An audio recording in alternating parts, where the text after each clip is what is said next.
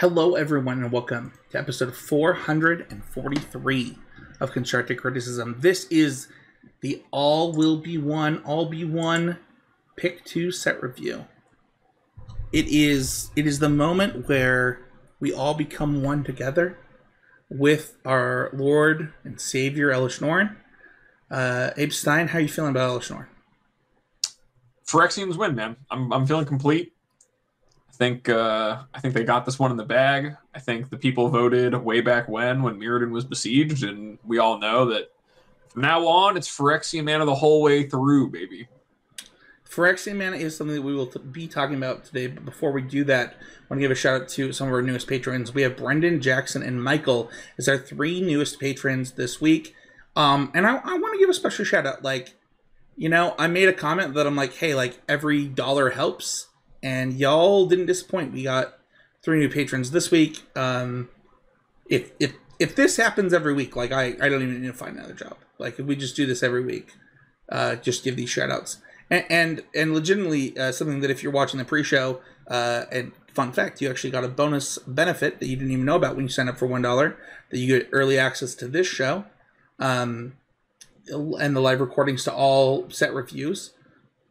I think that understanding what we're going to do with the $1 benefit is going to be something that we're looking into, and something that we talked about in the pre-show, and something that we can look forward to. So, before we get too far into the show, though, I just want to quickly mention that we are looking for a sponsor. There is so many things that we could promote on this show. The cross culture that Magic has across different things.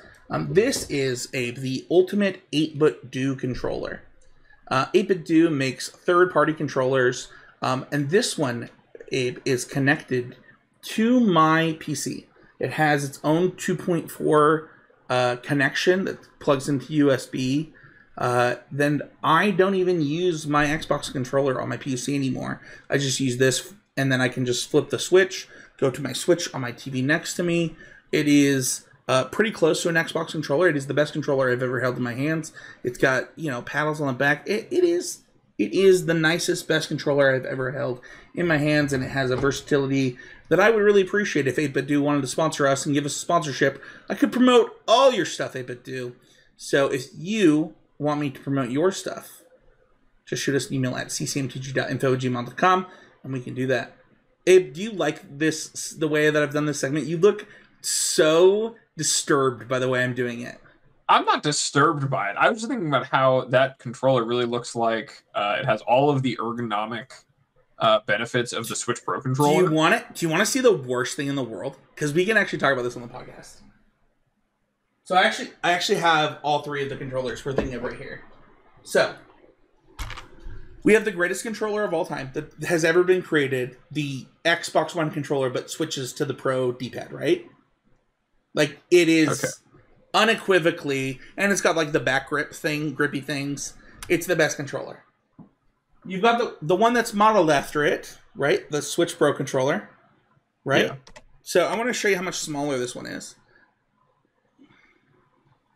You see how much smaller the handles are, how much the D-pads. Yeah, it's much more compact. Yeah, and the D-pad's way nicer. Here's the thing, though. If you love this type of content, don't forget to check out my podcast and the Heezy Game Media YouTube channel. But I want to show you the most upsetting thing in the world. And you can actually blame Sega for this. Look at the buttons layout. Ooh, the YX versus the XY. And the AB also does it. Versus the BA. It is actually infuriating to go between my Switch and my Xbox for this exact reason. But there are certain people that have certain patents and things that they own, right? And so we as consumers, have to deal with that. The thing that Magic players are really lucky for is that I'll say two things. One, we're going to have to worry about that in a minute because I believe that Arena will come to Xbox and it will come to Nintendo Switch those two systems specifically in the next year. So, if that happens, what does that mean for your controller of choice? I don't know. You're like, I'm never going to play Arena on a controller ever. I can't imagine playing Arena on a controller. This is now getting into territory where my mind is going to be too blown. I'll have to go back and ask my friends to play Duels of the Planeswalkers. So for one, you would never do that, right? Because your Switch has a touchscreen, so you could just play Arena with the touchscreen on your Switch. But I do think it will come to Xbox, though, which will require a controller. I just can't imagine roping out because my controller is too unresponsive as I'm trying to tap all my lands. Oh, man. I mean, it's going to happen, man. Like, it's coming to both. We already know it. They've already said it. All will be one, man. We'll all be playing against controller players. On one platform, on every console. Let's talk about all will be one. Each set review, we talk about sleepers. We talk about hopefuls. We talk about favorites. We talk about hits. And then I tried to introduce a new segment that I cut today because I was late to the podcast. But I'm bringing back the pick 2 set review top 10. I'm bringing pets in. When Mason comes back for the next one. We doing it, man. We doing it. I'm sure Mason is going to have some thoughts about pets, but we'll get there. We'll get there when Mason gets back. Yeah. For one, you it's try just to guess, the two of us. Yeah. You try to guess what pets is in the comments on YouTube. If you can guess what the pet segment was going to be today, I will give you $50 to MTGO Traders.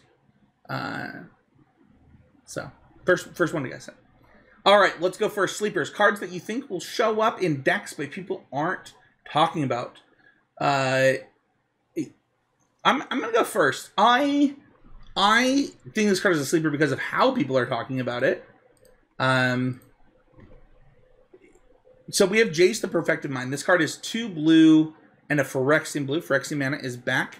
If you want to follow along, we will actually post all of these in the show notes so that you can click the Scryfall links.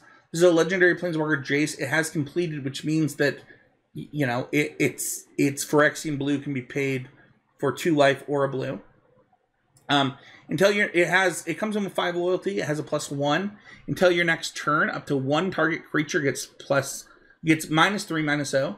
-2 target player mills 3 cards. Then if a graveyard, any graveyard has 20 or more cards in it, you draw 3 cards. Otherwise, you draw a card. And then -X is target player mills 3 times X cards. So one, I think this card is already on its surface like a really good mill engine. Secondly, I think that mill is like a clear tier 2 deck that has like top-ended challenges, and this card is actually insane in that deck. I think that it gives it inevitability. I think that it gives it fuel. I think that it does everything that deck is missing. I am shocked that people are like, this card will never see play. It's the worst Jace ever printed. I'm like, this is the best mill Planeswalker ever printed by a substantial margin. Yeah, I do want to say, for completed, there's an important piece of that text where if you pay the Phyrexian mana, it has 2 loyalty less. So that is an important note. Thank you. Yeah, so it's like a 3 mana Planeswalker that comes in on 3, or a 4 mana Planeswalker that comes in on 5. Right. So it could only mill 9 if you complete it. Like if you complete it, comes just minus it. Yeah, it mills 9. If you play it for 4, it'll mill 15. If you want to just minus exit for the full amount. I do wonder. I don't know. I haven't played a lot of mill or against a lot of mill in Modern recently, but I will say that like the repeated ability to like the -2 being Visions of Beyond, which is a card that they usually play in some capacity. If there's if the matches play out such that that's a thing that really matters for the mill deck, I'm not sure if that's the case because again I just haven't played a lot of mill or played against a lot of mill. My gut says there's not really many games that get that attrition-y, but I'm not certain. I will say that even just being a Planeswalker that's able to be a 3-mana planeswalker that comes down and immediately draws a card and then can like invalidate further creatures can be really, really potent in all kinds of matchups outside of just like the mill synergy, and milling yourself can be really potent in terms of So like I hadn't gotten into other format specifics and other deck specifics, but I actually do think that this card, milling yourself, it is actually a real thing. yeah, I mean, I think a lot of people get caught up on a card that says like, mill X cards or whatever, being like, oh, I'm just going to try to deck the opponent. Like, oh, this is just another mill card. But as it does not take much time to realize putting cards from your library in your graveyard and just being able to access them at all is really powerful. And there's a lot of ways to use that in a lot of formats. And I could see this being a card that, in a format like Pioneer, where those cards with Delve could be really strong, or, in anything where you're trying to just mill yourself in any capacity where the game's going really long, this could be a very strong effect. I think that mostly being like a 3-mana planeswalker that can like replace itself and then maybe kind of shore up the board in some slower mid-range matchups is where I see this card having most potential. But I definitely think it's one that it's kind of glossed over as being a mill card when it might be a little bit more than that. Yeah, I what's funny is I'm really close to you in that I think that it's being looked at as a bad mill card when I think it's a good mill card. And I think that it is even better because it actually gets to let your mill decks fight on an axis that they were bad at fighting on, because I don't think that Visions of Beyond as a card fits into mill very well. Otherwise, we would see it in those decks. The problem is like Visions of Beyond doesn't fit because it doesn't fit your game plan, whereas this card gets to be Visions of Beyond while also fitting your game plan, and I think that's really different for the deck. Yeah. Next up, we have Sword of Fortune Frontier. This card is it's a sword, and it does what you think it does. It has protection from red and green. It gives up creature +2/+2. It has equip 2, so it's a sword. And then whenever a quick creature deals combat damage to a player, exile the top 2 cards of your library. You may play those cards this turn. You may play an additional land this turn. So if it hits, you can draw a card and play a land. You can play both cards. One, I think that people forgot what swords are like in Standard, because when this card was printed, everybody was like, this card, when this card was spoiled, everybody was like, this card is bad. I believe in my time playing Standard, Sword of Body and Mind saw play, Sword of Feast and Famine saw play, Sword of War and Peace saw play. I believe those are all the swords that were available in that time. They all saw play. I have also played like I think that people forget that Standard is a format sometimes, and they're like, oh, this is bad with Stoneforge Mystic compared to like other things that I could do. And I'm actually not even convinced that that's true in Modern. You can probably tell me as the Stoneforge Mystic guy right now, but like Pro Red and Green is like pretty good in Modern right now. Could be a cyborg card. The problem is the creatures it's competing with. But overall, I think this card is definitely good enough in Standard. Got slept on a lot because people want Sophie, and like not everything can be Sophie. Yeah, I don't know. I do think that we're kind of past the age where swords are as powerful as they were. I mean, the last time that we had swords like this in Standard, not only was it there was Stoneforge Mystic, and obviously people talk about like Cobblade was a dominant deck in that era, and then Sword of War and Peace was in like the Delver decks as a way to kind of push through like spirit tokens as an endgame plan. But just that idea of like playing a powerful equipment that has a chance to like take over the game if it starts connecting. Back when we got like Birds of Paradise and Avacyn's Pilgrim and Llanowar Elves, like we had just a ton of mana dorks that were not only good at powering out a permanent that needed to be in play, it also needed bodies to start connecting.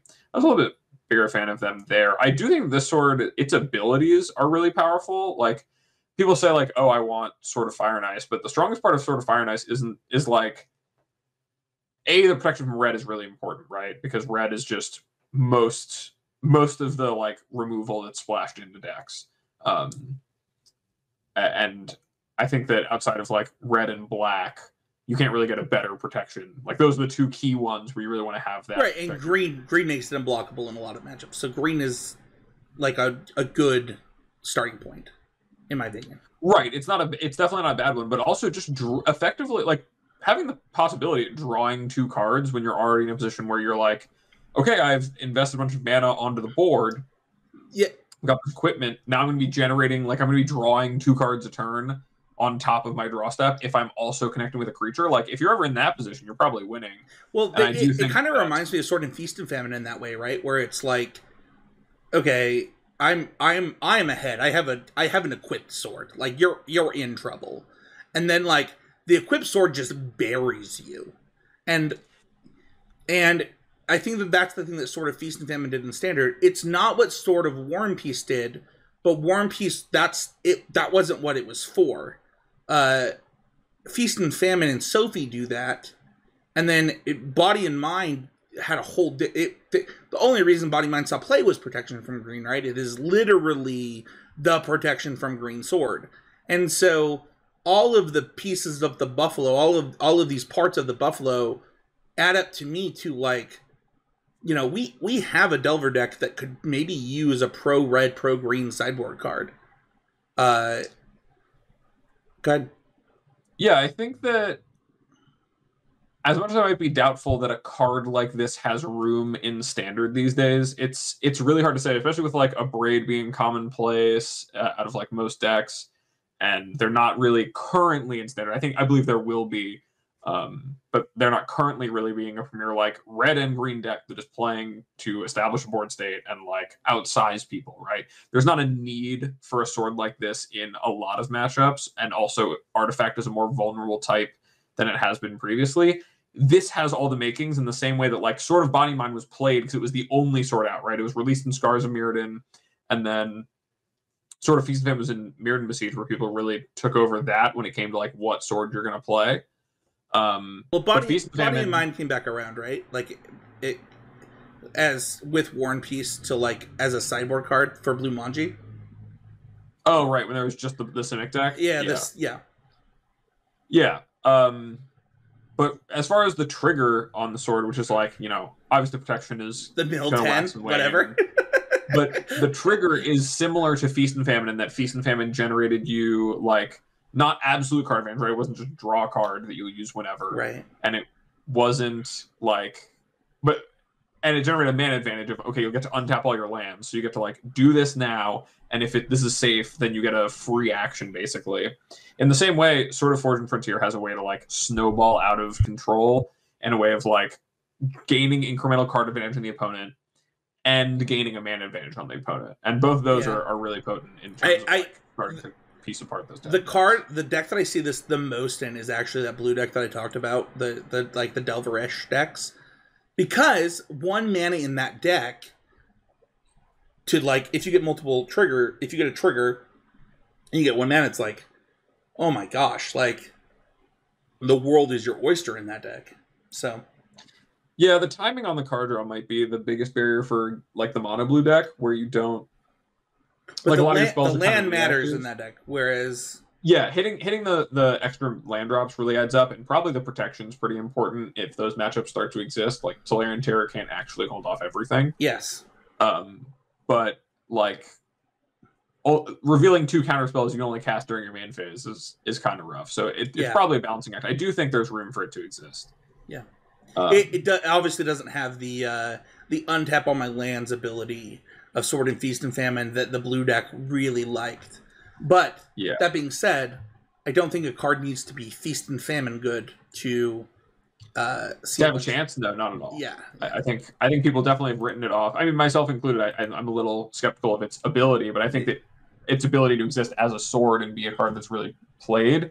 But I do think that it has the chops if that's something that is structurally able to happen in Standard. You know, I actually have your first sleeper on my playables list, which should be released tomorrow for patrons.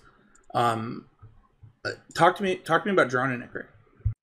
So my first sleeper is Drown and Ichor. It's 1 and a black for a sorcery. Target creature gets -4/-4 until end of turn. Proliferate. Now, This card, when I initially was reading the set, I was not too certain. Like, -4/-4 doesn't kill Shieldred. So like it's kind of missing on killing one of the premier cards you need to kill for 2 mana. Like 5 toughness is a pretty big stopgap you really want to clear with your removal. But looking at some of the threats that are in one, there's like, the 3 mana 4/4 that has toxic and like proliferates when it connects, and like Glissa is a very, very strong mid-range threat that you play to the board. And there's definitely a need to kill things that aren't just Shieldred. There's like Corpse Appraisers that take over the board. There's Rafine, all the creatures in like the Soldiers deck all die to this. So it's a really solid removal spell. But evaluating how good Proliferate wasn't something that really clicked with me until I was thinking about killing. I was like, oh, I guess this could be used to kill a flipped Fable and Mirror Breaker. And then I was like, you know what? Right now, probably the best thing to proliferate is any of the sagas that are seeing play. The 3 mana sagas, especially in the mid-range decks. The Triumph of Ganjo, Fable the Mirror Breaker, like those are the two big ones where getting a full additional turn ahead, like it's basically Time Walk if you proliferate one of those sagas, because the impact those have on the game when they get to the third chapter and when you're really getting through them, the value they generate is so real and so big that getting to add that saga counter, if you go turn 3 Fable, turn 4 Drown and Nicker your thing, tick it up, now your opponent has to have an answer in the whole turn sooner. Yeah, I actually think there's even more this card does than even we're hinting at now. Like, you talk about the sagas, but, Wedding Announcement, what is the best part of that thing? It's obviously the Crusade, right? And then you even have... I'm going to go real boomer on you. Really quick, Abe. I won so many FNMs with blue-black Infect with Proliferate based upon a top 8 deck by Brian Kibler that was blue-black Infect that was like more aggressively slanted blue-black Infect, and then like I turned it into a control deck, and then he actually had multiple articles that were really similar to I remember this deck. Yes. And no joke, I'm looking at this set. I don't know that this deck doesn't exist. Here's the thing. That deck was really bad when the format was pressured the right way. Like, it got killed out of the format really quickly with Cawblade and, like, with, like, the right counter spells, right? Like, all control decks did, right? Once Cawblade existed, it was like, well, now a control deck can't exist. But we are not in that format in Standard. I think that the mid-range decks are really good, but they are not, like, so good that... Like, blue-white control exists in Standard for some reason. Blue-black control exists in Standard for some reason.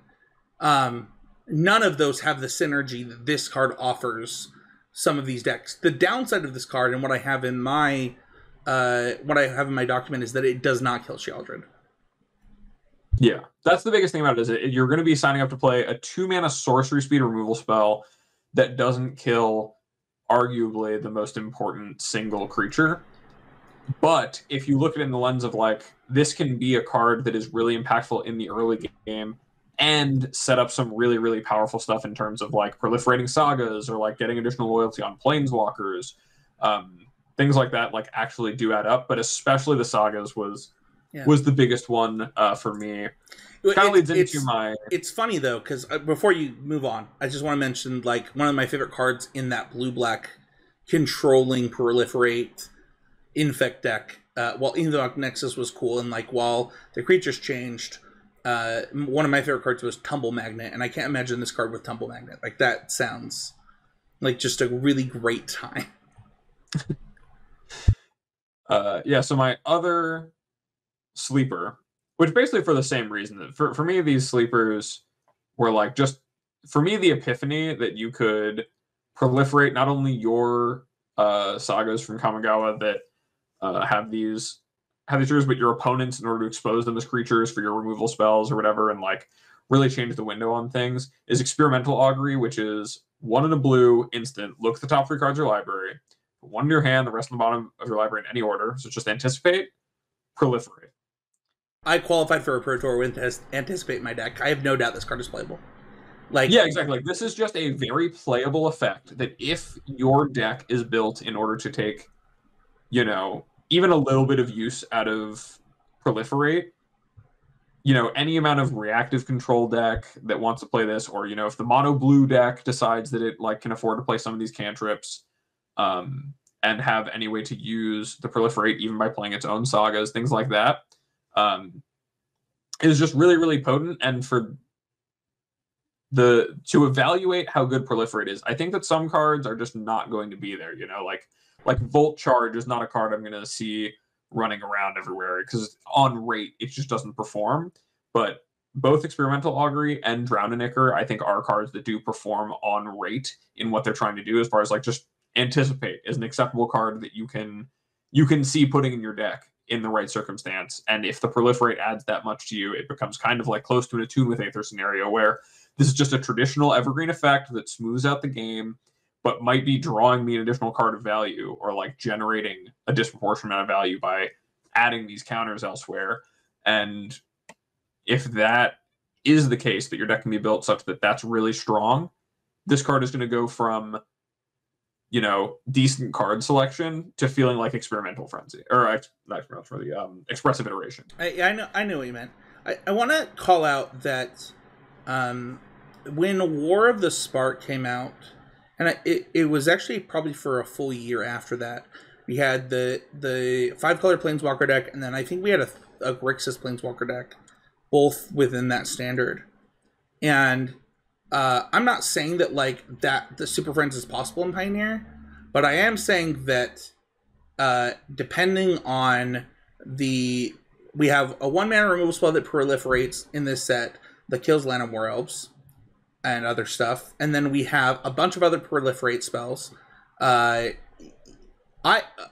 could see like that deck being better than something like a Niv deck with cards like these. Yeah, I could also see that being like a player in. We've already seen like the Leyline Binding Fires decks. Yes. And I could see like those Fires decks going, because there used to be a Jeskai Fires deck that like also had. I think it like capped out at like Chandra, Awakened Inferno, and stuff like that instead of the Cavaliers. But I could see a return to something like that if the format called for it, of just playing a bunch of Planeswalkers and Fires as a way to get the mana ahead of it and proliferating for value. Yeah, the I don't remember the name of the land, but the filter land that makes any colors you want for Planeswalkers and gain 2 life, like that is a huge get in Pioneer that can really fix a lot of the problems along with Fires. Like that's another good point. So I think that both these cards fit into those style of decks really well too, and I wanted to call that out. Your first hopeful is not included on my playables list, and that's sad to me. I love this card so much, and I want you to convince me to put it on there right now. Go ahead. Okay, so my first hopeful is Koth, Fire of Resistance. Koth is a 4-mana Planeswalker, 2 red for a 4 loyalty Planeswalker with the abilities +2. Search your library for a basic mountain card, reveal it, put it in your hand, and then shuffle. -3, Koth, Fire Resistance deals damage to target creature equal to the number of mountains you control. And -7, you get an emblem with whenever a mountain enters battlefield under your control, this emblem deals 4 damage to any target. So, here's the deal. Can I say one thing before you start? Yeah. I thought, oh man, 2 pluses, then I get the ult? That's spicy. Is that on your list? Or 1+ and a proliferate, Spencer. Ooh, you're thinking big here. Yeah, so I'm really hopeful for this card because I think that if there's a card, so currently there's a lot of cards in Standard that are tuned towards like being a red aggressive deck, right? There's so many red 1-drops. There's such a huge variety of them that were already in the format between like Rabbit Battery and Gold Hound and Reinforced Ronin and Experimental Synthesizer. These are all really good red cards. They are also adding multiple more very playable red 1-drops to the format in 1. This card speaks to wanting there to be more than just that. Like really an ability for red to go towards kind of that big red identity of like, I'm going to play a red mid-range deck where most of my game is about like playing threats that are big and like generate value by being in play. And hitting a bunch of land drops, kind of getting to the point of casting big red spells, which is very mirrored into me. But Koth, I think, really reads so close to me of like it's just a little bit of elbow grease and squinting away from being Chandra Tortured Defiance. I freaking knew you were gonna say that. I knew it. Like as you were talking, I was like, he's gonna pair this with Tortured Defiance. So here's the thing. I don't disagree with that. My problem is that, as far as I know, this will be in standard with Jaya the whole time. Yeah, I think there's a really, really different card than Jaya. I also think that half the time it will be in standard with Chandra, the 3-mana Chandra. And to me, if I'm going to play a 4-mana Planeswalker with that 3-mana Chandra, Jaya makes more sense. Like, you know what? Maybe we're going like 8 drops. Like, if we're going like 8 drops and like we're going to go... The thing is, man, if this card put that mountain into play, this would be like the most Spencer card. I mean, that would just be... Come on. That would be the most Spencer card ever. I think... Sorry, not to cut you off. No, go ahead. I think the thing for me about this Koth is that it's a little lacking in the card pool around it right now. But I think that Chandra and in some degrees Koth, right? Chandra kind of says maybe you want to play a Morph card like Jaya that plays the board. But... No, I think that Chandra, the thing that I like about 3-mana Chandra is that it cares about, like, it makes your mana bigger. Like, that's one of the reasons I like Devastator in the red decks. Like, I know that red decks haven't been a thing for a couple weeks, or maybe like 2 months, but like, as we look at the format moving forward and we see things like Proliferate and we see other things like, some of these decks that care about using your mana and that mana caring about whether it be +1/+1 counters and other stuff, using your mana, Chandra makes a lot of sense for that. Koth, honestly, like 4 mana, get a land is so bad in like a deck like that. So you have to convince me that 4 mana get a land is good while being able to protect it. How are you going to, like, what is the bridge spell that protects this? Yeah, so I think that you have to think of this as like the 4 mana kill a thing, or the turn 6 4-mana Planeswalker plus something else, right? Where this is going to set up, and maybe you have some amount of proliferate effects that you're kind of naturally baked in. The real difficulty to me is that you have to play a lot of basic mountains for this to really work. I mean, the emblem does work with any mountain, so you can play like 2 colors with this as long as you're very, very heavily base red. But so the minus also works for the any mountain. It's not just the emblem. Yes. Yeah. And so really like the challenge for me of the card is figuring out how it is you're going to turn finding basic mountains into a plus for you, not a minus. I think Fable, we're going to talk about Fable a lot when we talk about Standard because that card is just so good. But Fable does a lot of heavy lifting in that already.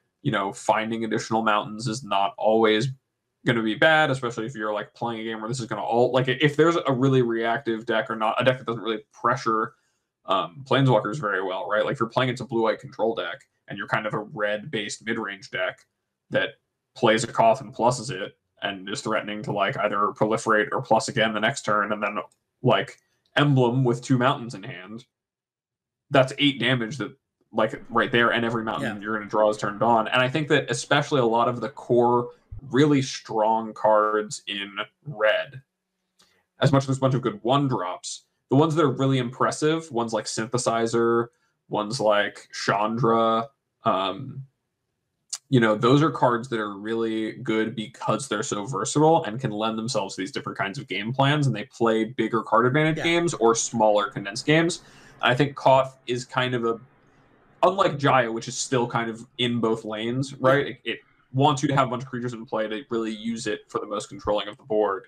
But Koth, I think, wants you to be playing a bigger game, doing a little more with not as many creatures. And I think if that's a thing going on, I'm really hopeful for that. We would have normally had a full podcast on this, but I want to mention it somewhere during this podcast. This might be the perfect time. The next season will be Pioneer only for RCQs. The following season will be Modern only, and I believe that it's not confirmed yet, but it is believed that the season after that will be Standard only. And by only, that means the only constructed format. That the other format will be whatever's available in Limited. That would mean that this card would see play without Chandra for a Standard season. So it would be a really good, alongside Jaya, like mid-level Planeswalker. So I listen, I don't know that you convinced me, but I wanted to challenge you because Cough of the Hammer, one of my favorite cards. Just like, I actually remember the first Cough of the Hammer I opened. It was the day after I opened this Lotus Cobra back-to-back tournaments. And like, my heart like exploded in happiness. This card does a lot, and it does do Chandra stuff. I don't know if they convinced me, but I'm glad it's a hopeful, because I am also hopeful. I mean, you know, it's a card I'm praying for. My next? other hopeful is Kemba Ka Enduring, which is 1 and a white for a legendary creature cat cleric. It's a 2/2 that has whenever Kemba Ka Enduring or another cat enters the battlefield under your control, attach up to 1 target equipment you control to that creature. Equipped creatures you control get +1/+1, and it has 3 white, create a 2/2 white cat creature token. Now, you may have heard of a card, Spencer, and let me know if you've heard of this one, called Colossus Hammer. You ever heard of Colossus Hammer? Once or twice. I think I have a pending token to be printed of Abe Stein with one on his back. Yeah. So the reason that this is my hopeful is that I would love to see, and I think they've really printed a lot of cards that have embraced the like snap-on identity of equipment as being like really cool that players really like. But it's really Colossus Hammer being just such a sweet card in flavor and being so simple that also is just so powerful when you're really like cheating it on the things.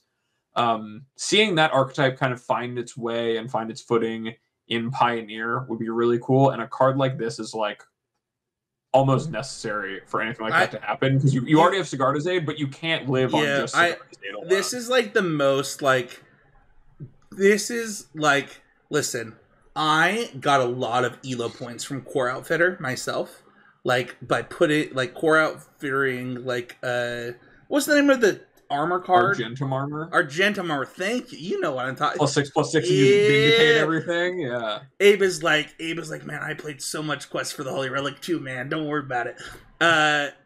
It's squat. You know what? That deck was so good against Cobblade before Feast and Famine. It was crazy. It was like a buy. People were like, oh, Cobblade's the best deck. I was like, nah, you don't even need to ban that stuff. We just freaking play Quest for the Holy Relic. All of our cards cost 1 mana. They can't even beat us. That mana leak looks so bad. And then it's like, oh, we're in trouble. That stuff fixes it. But, memories aside, Kemba? Here's the thing. This is not on my standard playables list because I don't believe that there's standard equipment for it. Although, as I've gone through the set, I'm more and more likely to put this on my standard playables list. I do think that, like, if you are like, Spencer and Abe did a video of talking about Hammer, and, like, they talk about the importance of Core Outfitter for, like, 5 minutes. Like, is that card still necessary? This just does that. And then also, in your deck that is already, like, has a bunch of mana lying around for no reason, makes 2/2s, and also, like, makes your stuff bigger. I don't know. This card I actually knew this was going to be on your list and didn't put it on mine. Yeah, I think that, Core Outfitter putting it on something else and not itself is like a little bit of an insurance policy, and you can like get a little bit more out of it. But as far as like the Pioneer card pool goes, it's really a first edition of like a creature you can actually play that kind of start when all of your good cards outside of Colossus Hammer or like the enablers for Colossus Hammer are creatures. It makes your game plan a lot easier to execute. It is a turn slower. I will give you that. That is not something that I thought about. Where like, if you wanted to put it on, like one of the nice things about Core Outfitter is I move it to the left, but here I put it on my Ornithopter. Yeah, here I have to move it to here, and I still have to wait. But one of the nice things is that now I am a threat to just make a 12/12 for the rest of the game. Yeah. The other thing I was going to say about the card, though, is that outside of that application, I do think that with the amount of the like new living weapon creatures, there's cards with 4 Mirrodin on them, which is a mechanic where when the equipment comes into play, you create a 2/2 red rebel token and attach it to it. But the equipped creatures you control get +1/+1 text is, not nothing. I think there are decks that like if any of those are playable, living weapon exists in standard for what it's worth. Jeremy, what was that? I said living weapon exists in standard too. Like actual living weapon? The mechanic living weapon, right? Is that not what it's called? The new one is 4 Mirrodin, so you get a 2/2, not a right. turn. But living weapon is from 2 sets ago. What card had living weapon? Living weapon. Last use. It's actually in this set. Oh, I'm not thinking of living weapon. What is the mechanic called that has? Man, this is really good.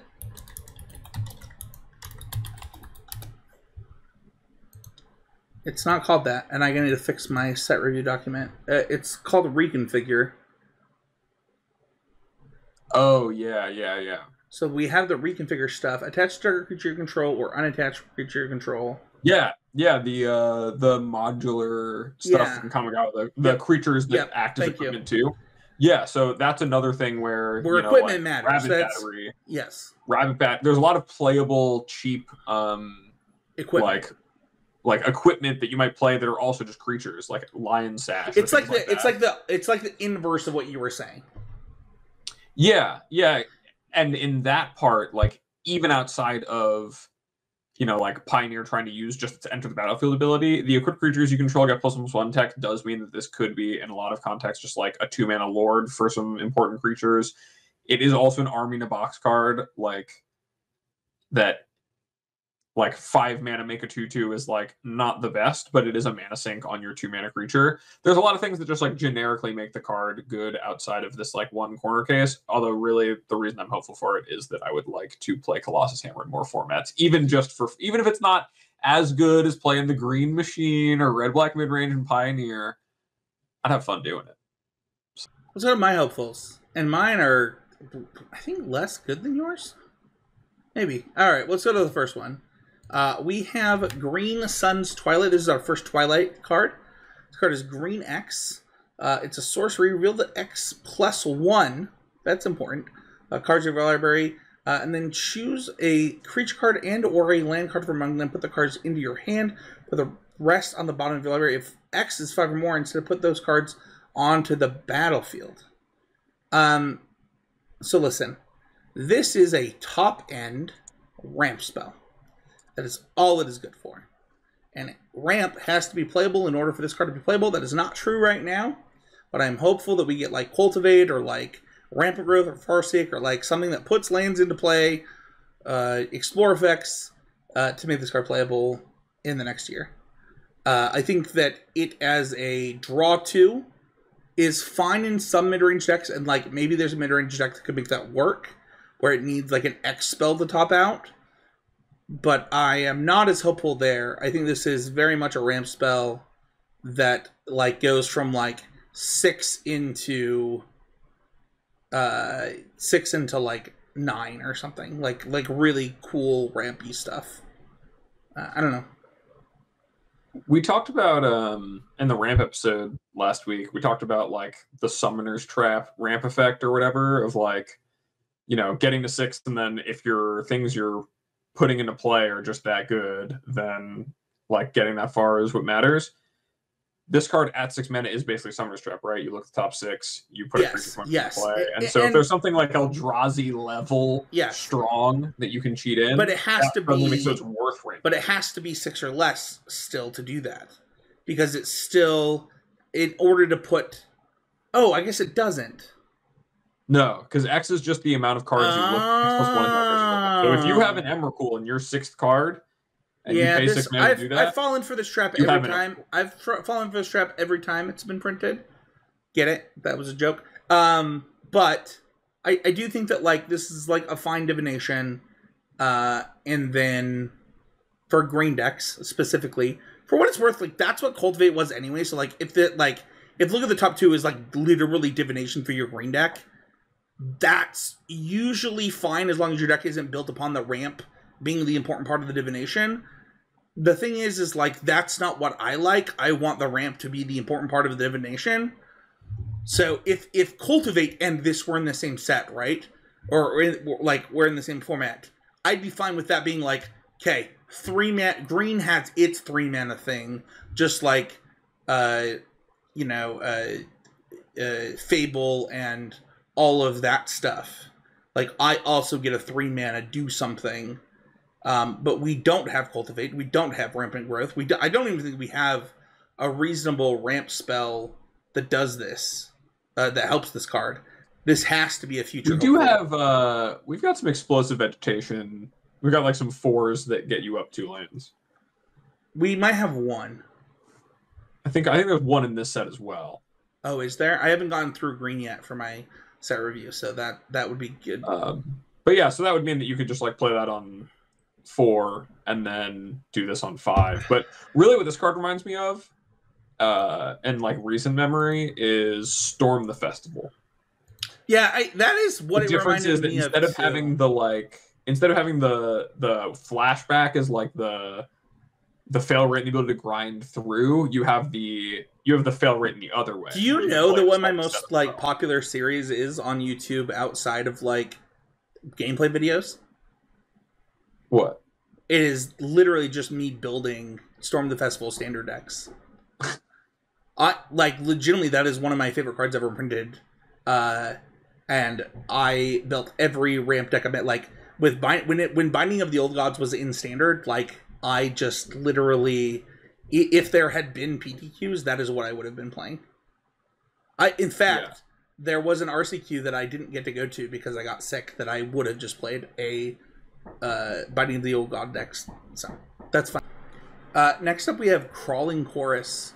This card is a 1 mana 1/1 with Toxic 1. Players dealt combat damage by this creature also get a poison counter. So correct me if I'm wrong. If it has Toxic 2, they get 2. If they have Toxic 1, they get 1. I don't think there's anything with Toxic 3, but they would get 3. Is that correct? That's correct. I think there's like 1 green uncommon that's just like a big worm with like Toxic 6 or something. That's great. I didn't see that yet.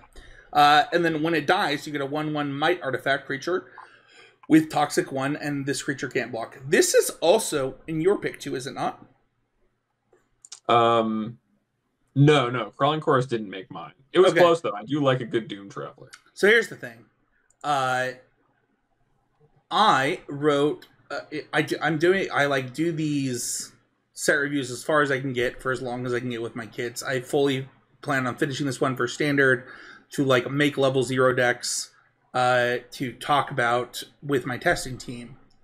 I can assure you that there is a level 0 deck that I will be testing with this card in it, due to Toxic and the way the mechanic works and the way that this card works. It's funny that I have this as hopeful, because I kind of actually hope that deck doesn't exist. I think that the style of decks and the decks that this card fits in usually put a really gross. I guess Toxic doesn't do that the way that Invect did, so maybe it won't matter. I don't know. I don't know how this mechanic is going to play out, but like, I really like that there is a bunch of green, white, black, blue, Toxic 1 things are really cheap, that like this card fits into that. And like, okay, let's say that it's 3 mana. Like let's say that it's 2 mana, let's say that it's 1 mana, I think that this card becomes a linchpin for like getting over the threshold of like just needing to push through toxic damage, and or having enough things. I don't know. Yeah, I think that especially for Crawling Chorus, one of these like 1/1 Phyrexian Might artifact creature tokens with Toxic 1 that can't block, they're kind of like an evergreen token of the set. There's a lot of things that make them. I have like I'll be talking about them later on in the show, but having a body that not only like is just that Toxic 1 body and is able to block, that's pretty big for a deck that's trying to like establish a wide ground force or like really, send an attack of a bunch of really small things. Like that's just having an attacker you can afford to have die or that they can't really afford to block or don't want to trade with. That's pretty good. And then also just, like Doom Traveler, Hunted Witness, these kinds of like the white 1/1 for one that when it dies makes a token of some theme of importance is some level of playable in decks that really need creatures and material early and late, or like have ways that they have sacrifice effects, ways to use a creature as a body, right? Like this card if you're playing like a black-white deck, you can play Rite of Oblivion, and if you're playing Rite of Oblivion as like a premier removal spell to answer stuff, like just catch whatever, Crawling Chorus is definitely on the list of things that you want to put in that deck if you're going to be going wide at all, because it just generates more permanence for its body, and that is like the most relevant thing. And then decks like that having Toxic as a way to like make it so that they don't get invalidated by like some amount of life gain in the mid game. Well, not only that, but like that. So, you just hit on a really key point that I was going to mention. So like wedding announcement, you're like, well, why would I want that in my Toxic deck, right? Like, it doesn't actually increase my toxicity. It's like, well, it doesn't need to, right? Like, your creatures are still dealing damage this entire time. So you're pressuring them on multiple axes, which is not true before. And so now, if I'm pressuring them and I have a wedding announcement, I'm getting 2/2s that can either buffer me while I attack them, or just like, whatever, like, let's keep going in this direction. Like, they have to prioritize blocking this 1/1 with Toxic instead. Yeah, like, if there's a deck that's going to successfully get, just like go wide in the board and get like a lot of these random Toxic bodies, like suddenly the whole like, okay, I'll alpha my team of tokens and you're like 3 creatures just to connect for 4 damage doesn't feel so bad, because 4 poison counters at that stage of the game, instead of them being like, well, yeah, I'll just go from like 12 to 8, doesn't matter, I'll eat the other half of your team next turn. It might be that they're going from 4 poison to 8 poison, and now they're effectively at 2. So if you're able to build up a board, suddenly they can't really attack you back because your attack back is lethal with the poison counters. So it'll be really interesting. I think Toxic is one of those mechanics that's definitely the most difficult to evaluate because it plays so differently with something so familiar. But yeah, I definitely think that Crawling Chorus is sweet. Yeah. Let's go to the next one. I have Luca, Bond to Ruin. So this card, really quickly, is 2 red, complete red-green. Luca, Planeswalker. It's completed, so it comes in with 2 less if you complete it. Its +1 is add 2. This mana can only be spent to cast creature spells. This is really important because we actually already talked about a ramp spell that I want to be good, right? And this card doesn't play with that ramp spell. I feel like this is so specific too. I want to be clear that I think we're getting ramp spells in the future because they did this. Like this card can't be gotten by the card we just talked about, and it doesn't cast the card we just talked about. So, and then it has a -3, put a 3/3 beast with Toxic 1. Toxic 1 is important there. Man, can you imagine if it was Toxic 3? Ooh, this card would be so good. That'd be crazy. And then -4, it deals X divided as you choose for any number of targets and or target creatures and or planeswalkers where X is the greatest number among creatures controlled.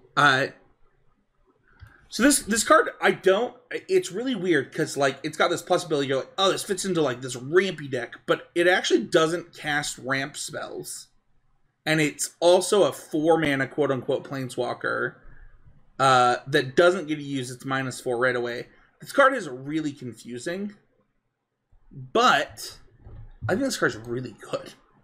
I think this card, like, when we look at kind of Gruul decks right now, Gruul was really close. It had really bad mana in Standard. It's getting Copperline Gorge, which is that on your list? I actually didn't look. No. All right, well, let's talk about it.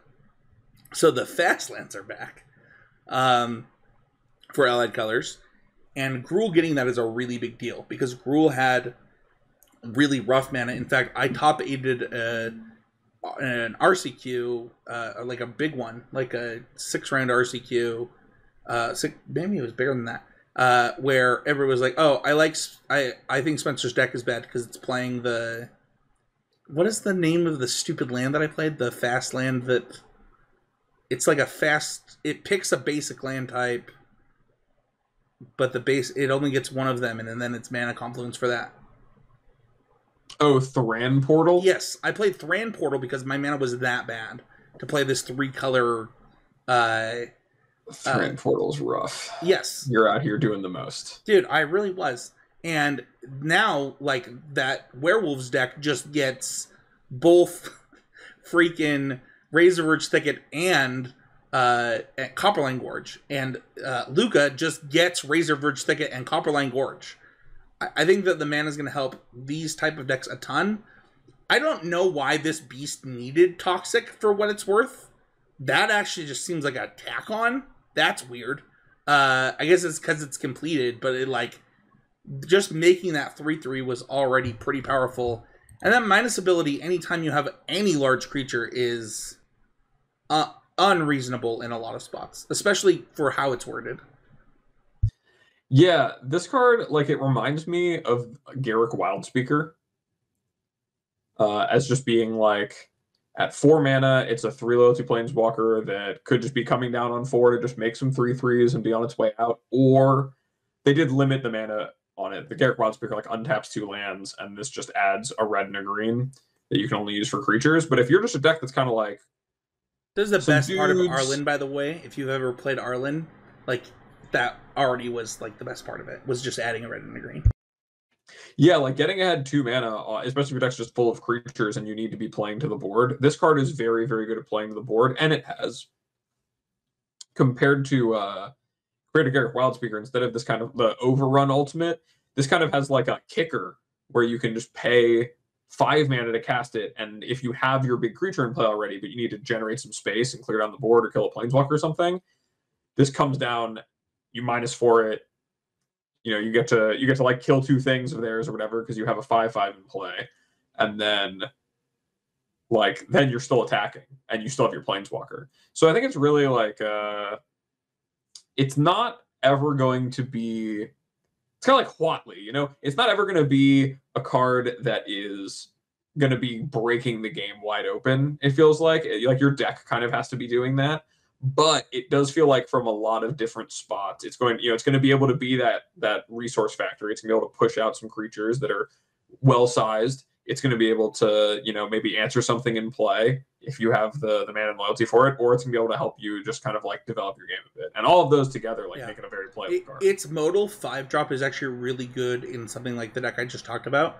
Like, I haven't thought a ton about that Werewolves deck just due to its matchup versus Grixis, but like as we talk about the set and as I think about it, like it actually fits into the deck really well.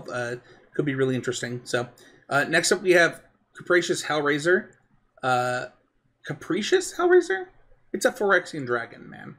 And it costs 3 less off of its 3 red mana cost. If you have 9 or more cards in your graveyard, it doesn't care what cards. And it enters the battlefield. Exile 3 cards at random from your graveyard. Choose a non-creature, non-land card from among them, copy it, and you may cast it without paying its mana cost. I don't know what it is about this card, but somebody's going to make it happen, man. Like, it's going to happen in Standard specifically, and I wouldn't be shocked if somebody made this happen in Pioneer where it was good. I'm glad you put this card on your list of cards that were your favorite.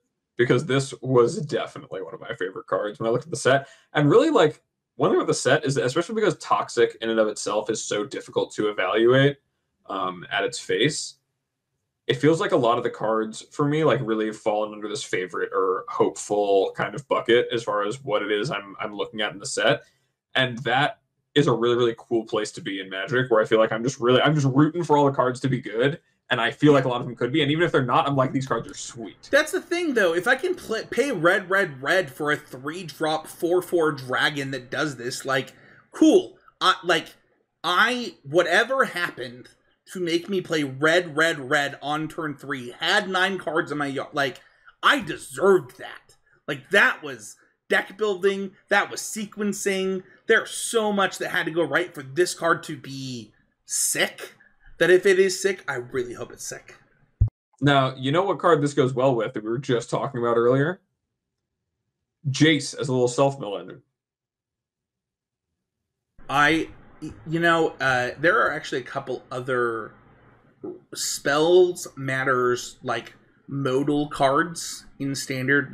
Bloodthirsty Adversary doesn't hate the type of cards that this deck would want to be with. I think there's one more that I'm forgetting. But it is definitely red focused with like a blue splash that I could see. Honestly, like, if you can make it happen, good for you. The mana is, it's funny. I got some comments on Twitter that like, we're in a 3-mana format. I was like, and the mana's getting better. I'm like, I don't know that the mana's getting better for 3-mana decks. And the mana's getting better for mono color splash something decks. 3-mana decks are getting worse mana. The format is speeding up. So yeah. I mean, I've kind of said this before. I don't know if I said it on any episodes of the podcast, but one of the big things about I actually think I didn't. In Standard right now, one of the big things about the format is that Soldiers is the premier aggro deck, the blue-white Soldiers deck, and that to me is very much in part because they have Atterker Wastes. They have an extra land. They have an extra... Right. They have Atterker Wastes, just like everyone else. Yes. But they also have the tribal land where they can name the tribe, the mech hanger or whatever. Yes. And then they have the tribal land that is you reveal a soldier. Right. So they actually get access to actual good mana as an aggressive deck with untapped sources of both colors to play spells in the first 3 turns of both colors with high consistency, and even cast multiple spells of multiple different colors by turn 4. That's not something that any other aggressive color combination has. And that's why you see like mono black being a deck. You see mono white being a deck, and like, listen, like mono white, green red, like all of these things that are going to get access to the fast lands are now going to be like, okay, well, we can play like mono red splash green now. Like, we can play all of these monocolored decks and like be aggressive to do this. And this card being red in its true mana cost at its best moment, I don't know where that fits. Because you know what's not in here is Spirebluff Canal. Spirebluff Canal is not entering the format. Like, that's not suddenly happening. So this card will be a challenge, but it is one of my favorites. Yeah, and I just think that as far as the mana in the format goes, just, we're not going to touch on Fastlands here, but there is a lot to really understand as to, what Spencer's saying about the 3-color mana. It does get a little better, but really what benefits is going to be decks that are trying to cast multiple cheap, 2-color spells in a tight window in the early game, and Fastlands help that the most. Every other aggressive deck is going to start getting the kind of mana that Soldiers had. Every other 2-color game plan is going to have that kind of mana access, and that is going to be really big for them and not nearly as big for the decks that had, access to their untapped splash sources and their tri-lands already, but are going to be facing down decks that can just cast better spells faster with the fast lands. Let's talk about the card that got the sickest upgrade to art I've ever seen, and that's Phyrexian Obliterator. This card is black. Yes, Phyrexian Obliterator, my first favorite of the set, is black for a 5/5 trample. Whenever a source deals damage to Phyrexian Obliterator, that source's controller sacrifices that many permanents. A classic, really, ever since releasing New Phyrexia. One of my favorite cards, period. Like, even since then, I think I played in my first PTQ. I played a nice mono black mid-range deck in a format where people main deck Sword of Feast and Famine and 4 ways to tutor for it. Not necessarily my best decision, but we live and learn. Really, I just love this card. I could not talk about this set without talking about how much this card is just sweet, and especially in a world where, like, is it really going to compete with Shieldred? Probably not. It attacks through Shieldred. I want to call that out. It does. They can block it, and then what happens. They sacrifice 4 permanents. So I like that people were so down on Shieldred when it was. I actually am just going to say this during this segment because I actually was so infuriated drunkenly as I was getting the flu.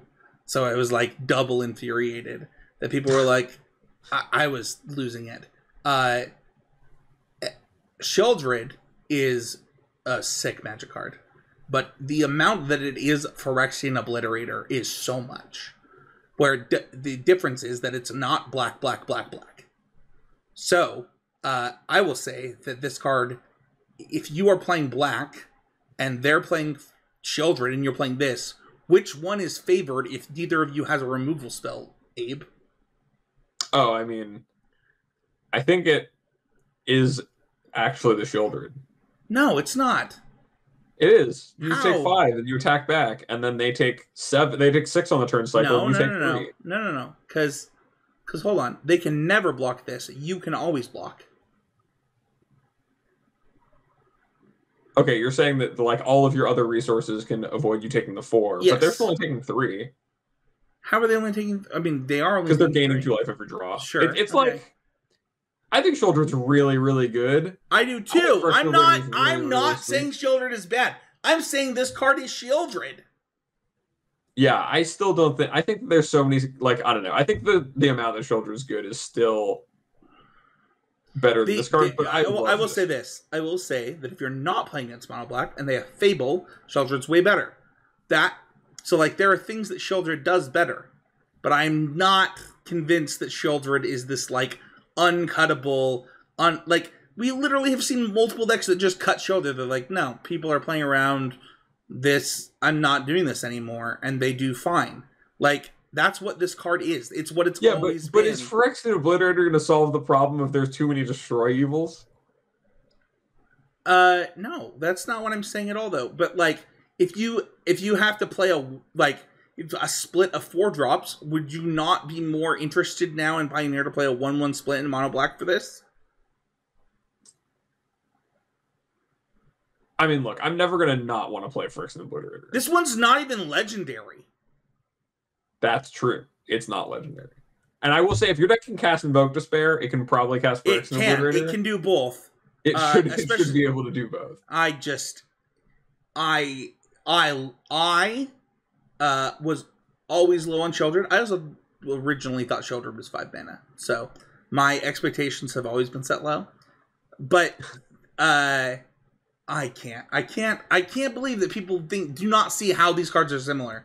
I'm talking to you, Andy. They are similar. I do think that in the sense that there are 4 drops that really change the dynamic of the game when they come down and have rules around them for how they engage. Like they're very similar in that dynamic.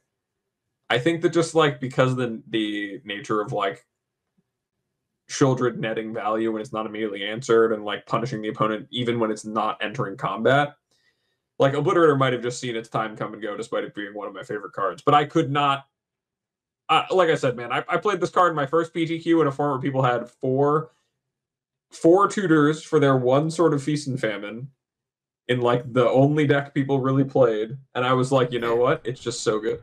I make you really happy, man. This card also plays the Great Merchant of Asphodel in those formats. Next up, we have Conduit of Worlds. Talking about this card. Yeah, my other favorite is Conduit of Worlds, which is an artifact for 2 green that says you may play land cards from your graveyard, and it has choose target non-land permanent card in your graveyard. If you haven't cast a spell this turn, you may cast that card. If you do, you can't cast additional spells this turn. Activate only as a sorcery. I think this is just a really, really cool play on like a card that like regrows out of your graveyard, right? Like the long grindy game engine. The like, we've really run out of things and we're trying to regrow. Or like for self-mill strategies, just being like your Crucible of Worlds and your like and a little bit of value on top as like a permanent regrowth machine. I don't think it's gonna be like very constructed played, but it is just a card where I just really like the design of it, and I think the Conduit of Worlds has something to do with like the Phyrexians take on the world tree, and like there's a bunch of flavor there, and it's just really sick.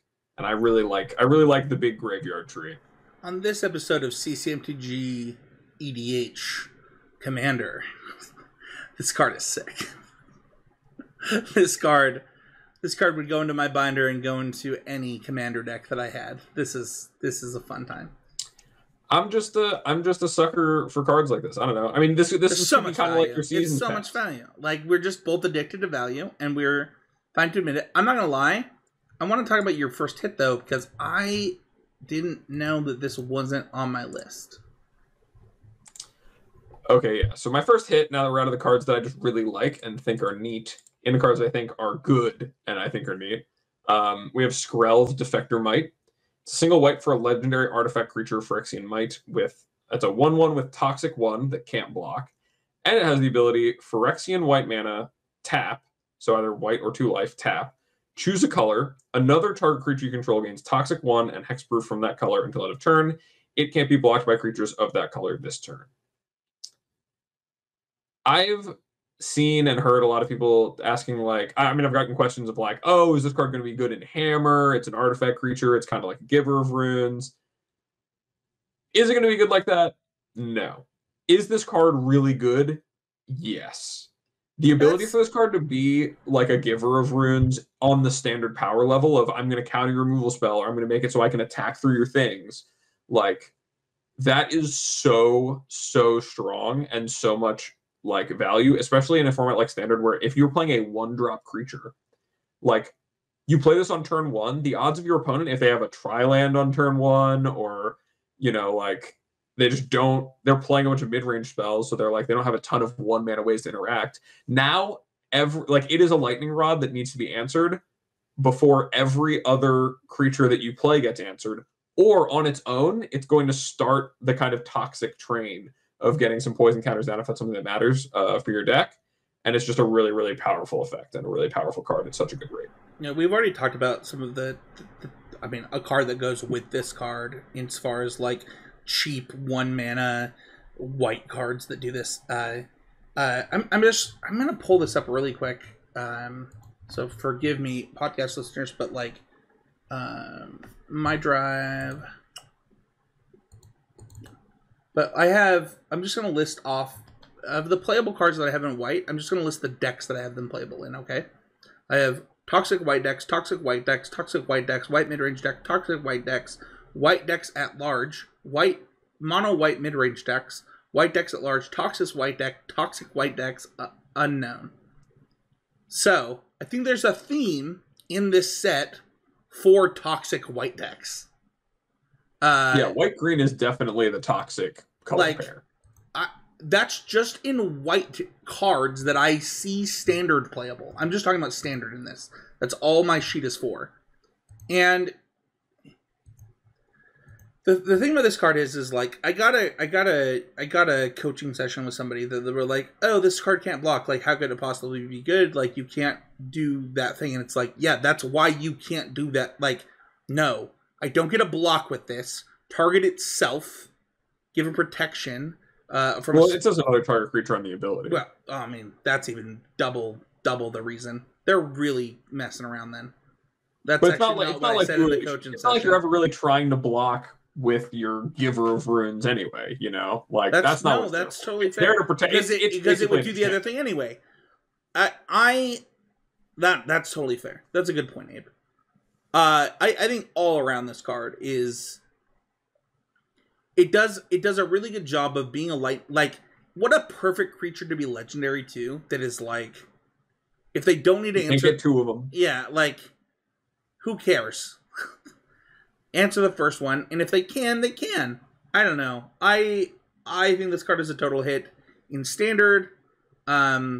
I think depending on Pioneer and how Pioneer looks with these toxic creatures, we have so many toxic cards that are so different than Infect. in a real way that I do think that there's something to be said there. And I think that we have an insane sideboard card that is your next card that I want to talk about too.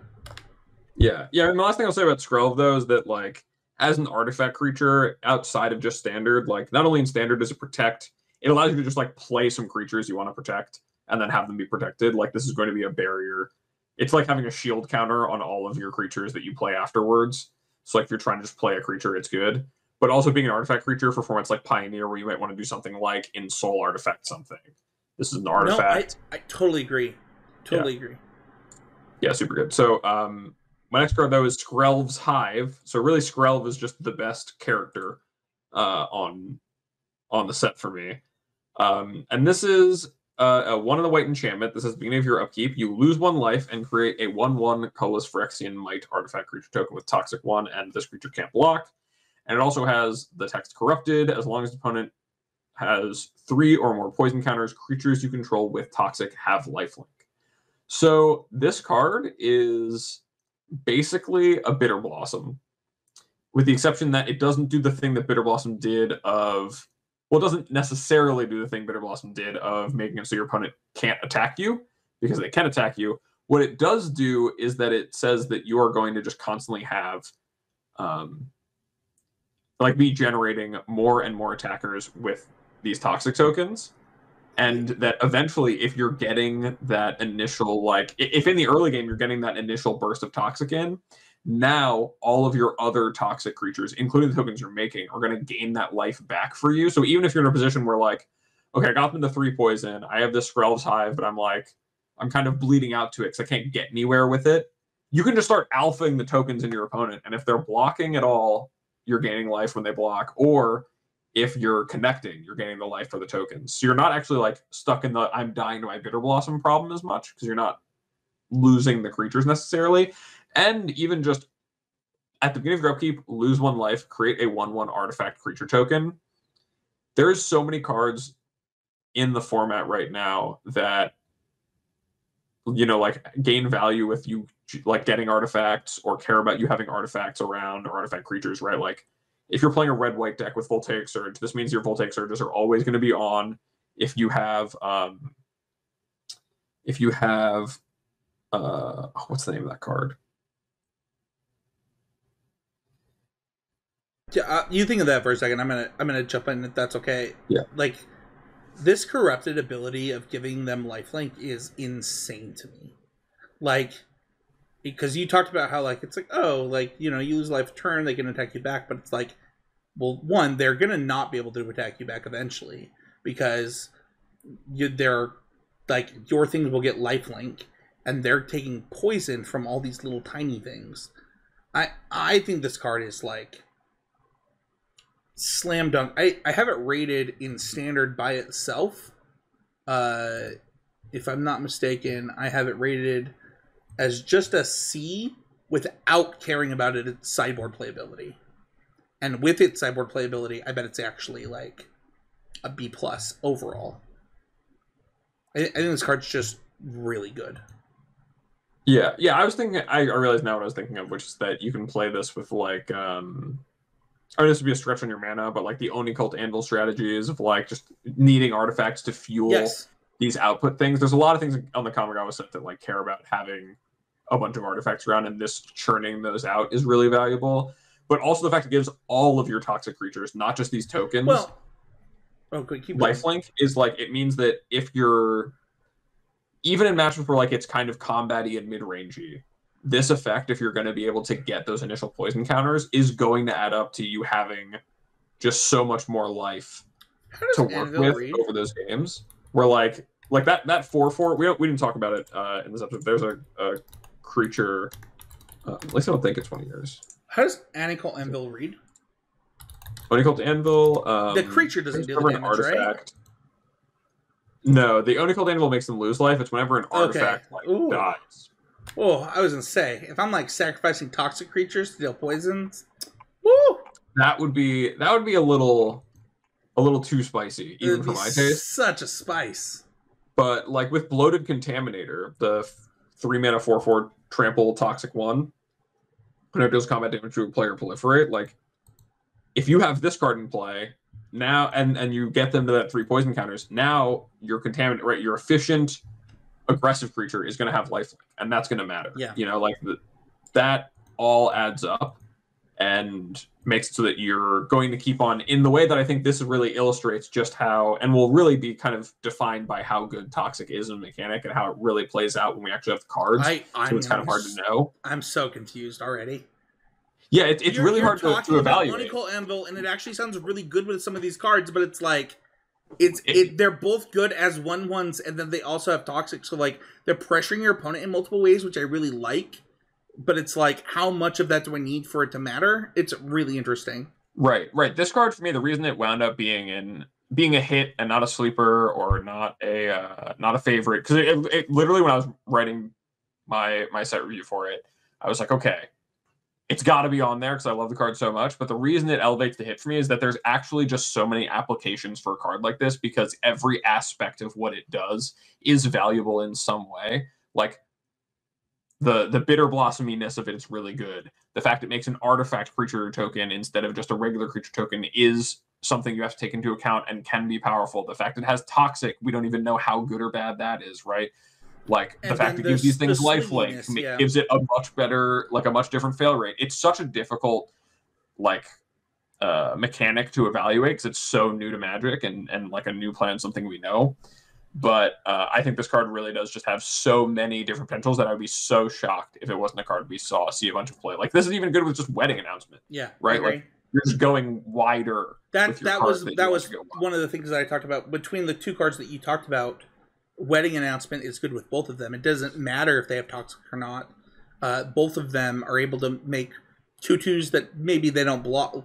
Like one of them, none of them block, but like whatever. Like I'm dealing you so much damage, and I have these Wedding Announcement tokens to like back it up. So my first hit, I don't think is a question. And I think that it's a hit in multiple formats, and I would be shocked if I was wrong. That's Venerated Rot Priest. Venerated Rot Priest. This card is 1 for a 1/2 Toxic 1. Whenever a creature you control becomes the target of a spell ability, your opponent gets a points counter. I want to be clear that it does not say this card. This card does not need to be the target. Oh, sorry. And it's just a spell an opponent controls. I need to read this right. So, first of all, this card does... it's not a spell. It's just when it becomes the target of a spell. Becomes the target of spell. Oh, you're right. I'm wrong. Target opponent gets point there. So it's not just it. You're right. Sorry. And it's not just your opponent's spell. Yes, so stupid. I'm already reading this card wrong 3 times, which is the reason that it's good is because of the reason you just said, which is like it can be in play, not be dying to Wrenn and 6, and be like, get bent, kids. Wrenn and 6 destroyed these decks in Modern. This card, I think, actually fixes the problem. Like, straight up. You now need Wrenn and 6 plus to beat these decks, not just Wrenn and 6. In Modern, I think that this is insane, because it means that I can continue to target other things while this is in play to advance my game plan. This still will get in some chip damage. It can be big enough. This card's crazy. In Standard, it's just another 1-drop with Toxic. In Pioneer, it's just another 1-drop with Toxic. I think this card's a total hit and one of the best cards in the set. Yeah, I think that, like, I could see this like, I hadn't thought about it in Modern Infect, because, you know, you think about it as like, oh, I need my Infect creatures to carry pump spells to, like, win the game or whatever. I could see this card being a part of, like, a real re-envisioning of, like, this is like a Wild Defiance for that deck. That's just 1 mana, and the thing is, you would have to reimagine your, like, pump spell suite and stuff to be, like, more things like Binds the Vassal spells, right? Right. Yes. You'd be, like, really protective and really trying to like a black chip shot them, like a black-green version instead of a black-blue version, or a black-green version instead of blue-green version. Yeah, and I think that that's pretty interesting. I think that having ways to play that kind of game and still have like the cards to do it. I think this is easily a card I could see sideboarding in against matchups where like all they're going to do is point bolts to No, my stuff. in my head, I'm like imagining black green with like this card and Glistener Elf and Ignoble as my one drops, and then like going straight into Phyrexian Crusader and being like, good luck. Like, Yeah, I think that the fact that Rot Priest has Toxic and not Infect makes me a little scared of doing that because a lot of your pump spells, a lot of your best spells, like even if you're only running off of like how much Binds of the the time could you Basswood, still just in the blue green deck? How much of the time could you just still win through damage anyway? It was way more than it was like 5% of the time. you could, but like I think a lot of the power deck came from not doing that. You know, like there's a reason you don't just play a deck full of pump spells most of the time. It's because like the Sure. fact that creatures all have built-in double strike effectively Sure. kind of changes the game. But I do think that they still do that. It's just you're just playing more creature spells in Ignoble and this that are pumping. right, this just doesn't Yeah. this doesn't have the double strike itself, but this does make it so that if you're using spells to do it, right? Like if you're able to play more spells that redraw, or you just know that you're right, you come into it knowing that part of your game plan is going to be take your opponent by surprise and how many Vines of Vastwood, Blossoming Defenses, things like that you have, and force some positions where they're like, okay, I'll get you now. And you're like, okay, I only chip shot you with my Exalted attack for like 1 or 2 poison. And now you're trying to get out of the trap. My creature off the board. I'll protect my creature. And they're like, oh, I guess I take a poison counter. Or like, I'll point another thing at it. And they kind of have to it's the Chinese finger trap, right? The more they struggle, the more they get stuck. One of the things that's funny is we didn't even mention like how this fits into like the standard deck we've talked about, the Pioneer options that are suddenly available that weren't available before. And I think that what you're saying fits really into that like Pioneer-esque, like Chinese finger trap style deck that might be available in Pioneer all of a sudden, especially for the number of one drops that they printed that do this. So next card is this was going to be a sleeper for mine. I actually moved it. I have no idea how this card has not been talked about, and Abe, I need you to tell me why. This card is 1 a black and a green. It's Tavar Jubilant Brawler. It is a legendary planeswalker Tavar. Creatures, you may activate abilities of creatures you control as though those creatures had haste. +1 untap up to 1 target creature. -2 mill 3 cards, then you may put a creature card with mana value 2 or less from among them onto the battlefield. Loyalty 3. What is this? Yeah, I actually think this is probably like unequivocally the most. What is this? I don't know where you get the impression that people haven't talked about this. I think people just haven't talked about this set much because there's so many weird cards. What in the world is this card? But this card is like definitely like a new linchpin of the Devoted Druid decks. It's Dude, like not just that. It's a new card for Pioneer. What format is this card not broken in?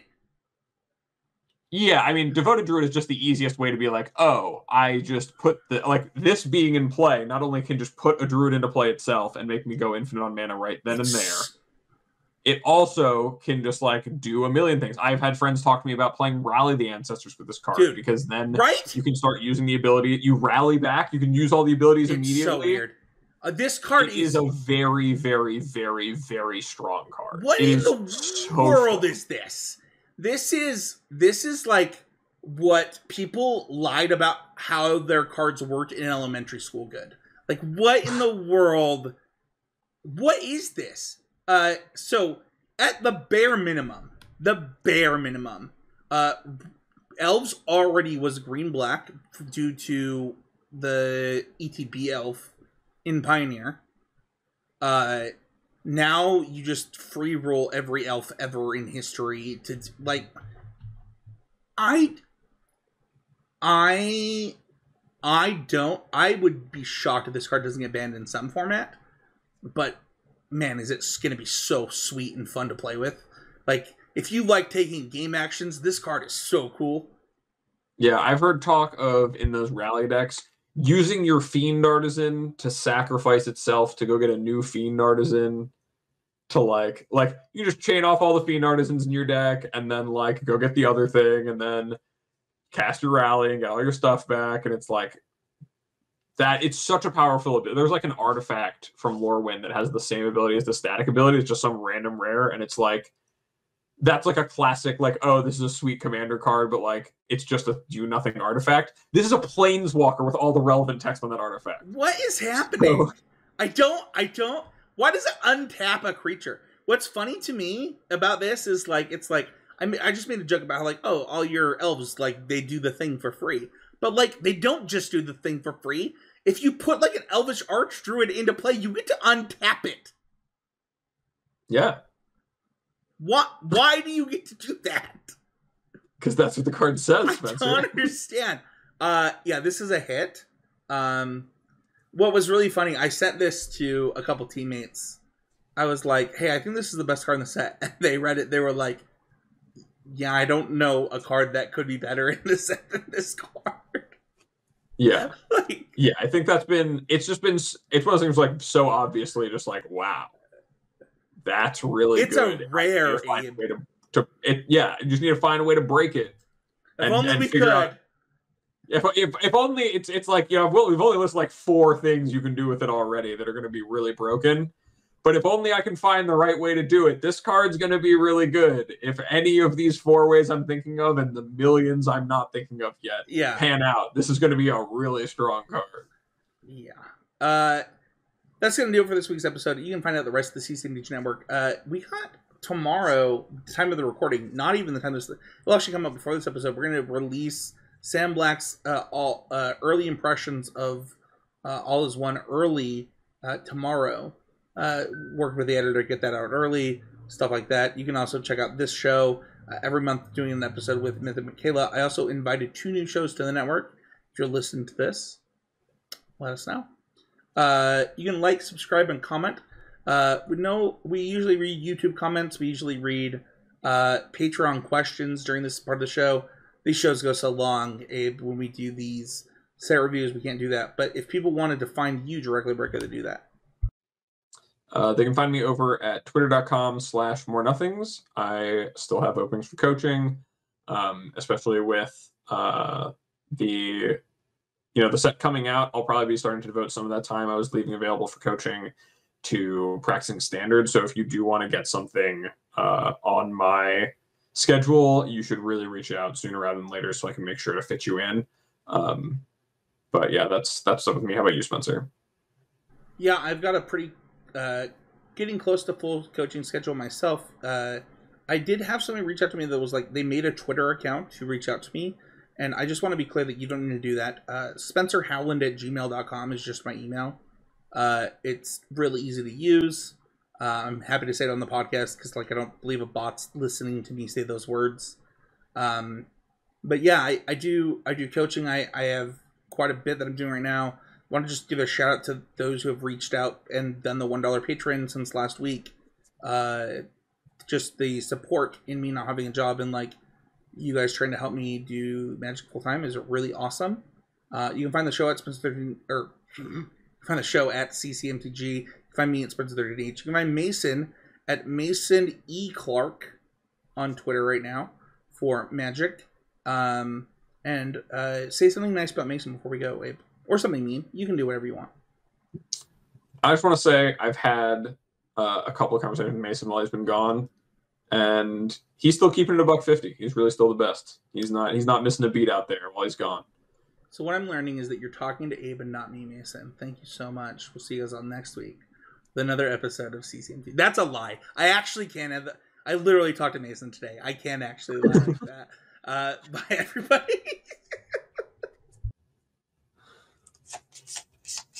I didn't even feel so bad. I was like, I believe no, it's just straight up a lie. I gotta...